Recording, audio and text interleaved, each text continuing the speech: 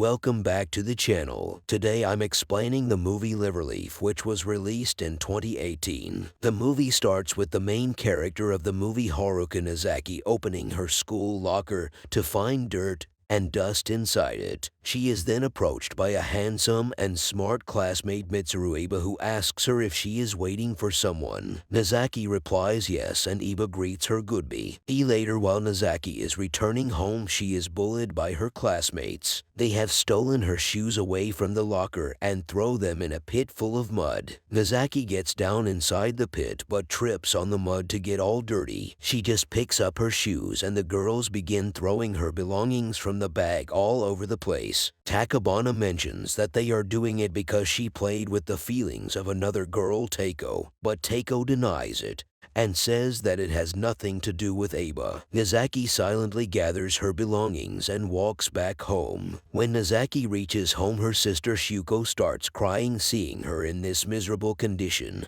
Her father and mother also join them in a family hug. The next day, Nozaki's father goes to her school to complain about the bullying going around. He tells everything to Miss Minami, but she seems to be ignoring the complaint. She rather suggests she should not come to school until her graduation is completed. Later, Nozaki returns to her classroom, where she finds the three ladies scratching on her desk. They also throw sawdust at her face. On the other hand, Nozaki's father is kicked by Nozaki's classmate Kuga while he is returning from the meeting with Minami, which makes him fall down the stairs. In the classroom, while Miss Minami is teaching, we can see blood dripping on Nozaki's desk from a dead crow placed in front of her. Kuga tries to call Minami to inform her about the crow, but she again seems to ignore the call. Aba and Kuga get into the chat and stand in front of each other. Meanwhile, Teiko writes something on the paper and passes it to in front, which ends up hitting Miss Minami. Minami then panics and moves out only to puke, which gives the students a chance to make fun of her behavior. In the evening, when Nozaki reaches home, she is surprised to see her dad injured. Her dad mentions that she should not go to school if she is feeling scared or bullied. He also says that they shifted here because of his job and it's his responsibility to protect them. The next morning, Nozaki has a fever and her mother suggests she not go to school and keep resting. Later, her sister arrives and asks her if she's okay. Hearing that she's alright, Shuko starts dancing and jumping all over. The scene shifts back to the school where the ladies are reminiscing about Nozaki. They decide to send someone to check for Nozaki to be okay. A classmate named Rumi is taken as a help to enter her house and make her come to school every day. She is also threatened that if she is unable to do so, she will be the next target. Rumi then visits her home and finds her sleeping on the bed. She sits down on the floor and asks Nozaki if she is all okay. When Nozaki tells her that she won't be coming to school before graduation, Rumi bursts out saying that if she doesn't come to the school, they will target and torture her. Rumi then clicks some pictures of her and asks her for a music CD for the proof that she has visited Nozaki. The next day, when Nozaki is still absent at school, Rumi is kept inside a cupboard in the classroom and the ladies, including Taiko, start torturing her. On the other hand, we can see Nozaki and her sister walking happily through the forest road, where they come across Aba, who is clicking pictures. He is happy to see them and also takes a picture of the sisters. During taking their picture, he mentions that it's the first time he is taking a human picture. At school, we can see that Rumi is being bullied and her hair is being cut randomly by Teiko. When Taiko asks her if she hates Nozaki, she replies that she wants to kill her. The next day, Nozaki shows the picture that Aba had taken and she likes it a lot. We can see Aba waiting for her outside her house. She then waves goodbye and leaves the house with Aba. The duo roam around the riverside the whole day, taking pictures and enjoying each other's company. Aba mentions that after the snowfall, the city would look more beautiful and accidentally touches her hand. He apologizes for that, but she says it's okay. He then touches her hand deliberately and she just smiles. While they're returning to their home at night, they notice the college bullies walking past them looking at Nazaki's house. Nazaki then notices from afar that her house is on fire. She then rushes to her house, where a crowd had gathered. She tries to enter inside the burning house, but Iba and the crowd stop her. She cries in fear and lost. Iba enters the house and takes out the body of her little sister, which is severely burnt but is breathing. She is then taken to the hospital in an ambulance immediately. Her father and mother seem to have died inside the house. At the hospital where Nazaki's grandfather visits her, she is waiting outside the ICU where her sister is kept. She is now living with her grandfather at his house. At school, the group of bullies are afraid by thinking that if anyone finds out that the fire is caused by them, they will be screwed. The two ladies are especially more afraid as they cannot believe that they have burned people alive. However, some of them seem to have no regret that they have burnt down a family. Fast forward at Teiko's home, her father mentions that she will be doing whatever he says and he will decide her future. Teiko mentions that she wants to be a beautician, but he ignores her. He leaves the home without informing when he will return back. The next day, everyone is surprised to see Nazaki coming to school. She is informed by Aba that she should not force herself to come to school. Inside the classroom, when she asks the two girls about something, both of them rush outside. Takabana and the two girls and Nazaki are walking to the same pit where she used to be bullied before. The two girls try to stop Takabana, but she stabs Nazaki with a pin and makes her fall into the pit. She also mentions that they had set the fire in her house. When Takabana tries to attack Nazaki with a knife, she is attacked by a nail. Nazaki then beats Takabana to death. The other two girls try to escape and apologize to Nazaki, but she does not spare them and eventually kills them. Before dying, one of them mentions that all of the fire plan was of Kyugo. Next day at school, when three of the girls are absent, Kyugo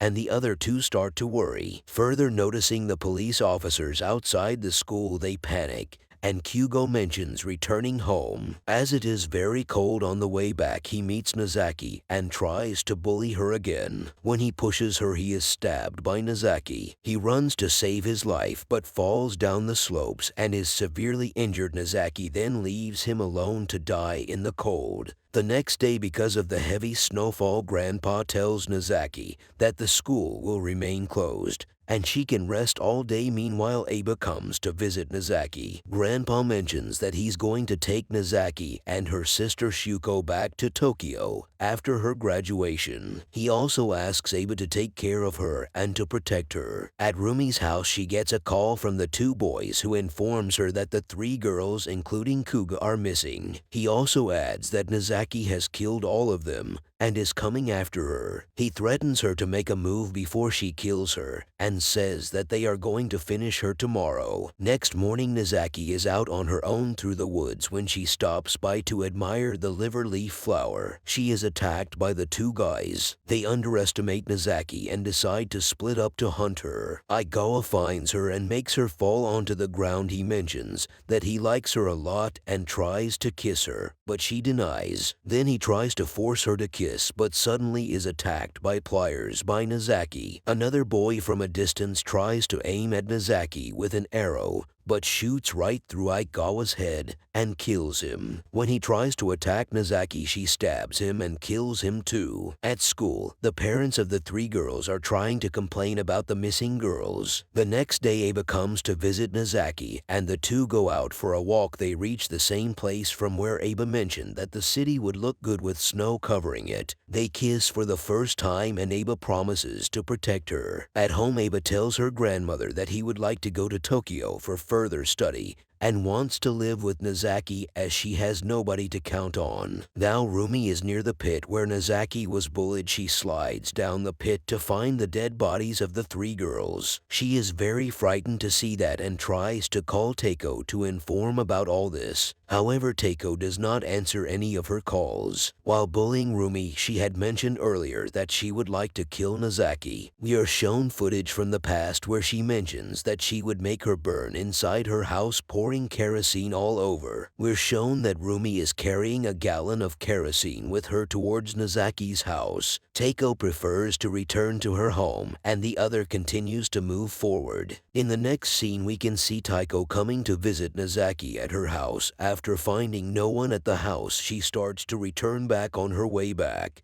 she notices Nazaki and stops to meet her. She returns the music CD, which Rumi provided her, and mentions that she has been listening to it all night. When the footage of their earlier friendship is shown, it turns out that they were best friends earlier, and when Nazaki started being closer to Aba, their friendship was affected. When Takeo is about to return home, she apologizes to Nazaki for whatever she has done to her. On her way home, Takeo is attacked by Rumi with a knife. Rumi succeeds in injuring her legs and is happy to see Takeo scream. She then approaches to kill her but is kicked by Takeo. Takeo manages to make a cut on her face, but still Rumi stabs her on her chest and runs away. From there, in the next scene, Aba calls Nazaki to inform her that he will join her in Tokyo and both of them can live together. Nazaki replies that she won't be going to Tokyo and would rather stay here. After that, we can see some blood in Aba's hand. He is also very angry to hear Nazaki refusing him. He slams the telephone and goes to his grandmother, who is severely injured by him. It turns out that Aba attacked his grandmother to be with Nazaki. It is also revealed that he has killed his father and mother too. We can deduce that Aba is also the one who has been bullied in his childhood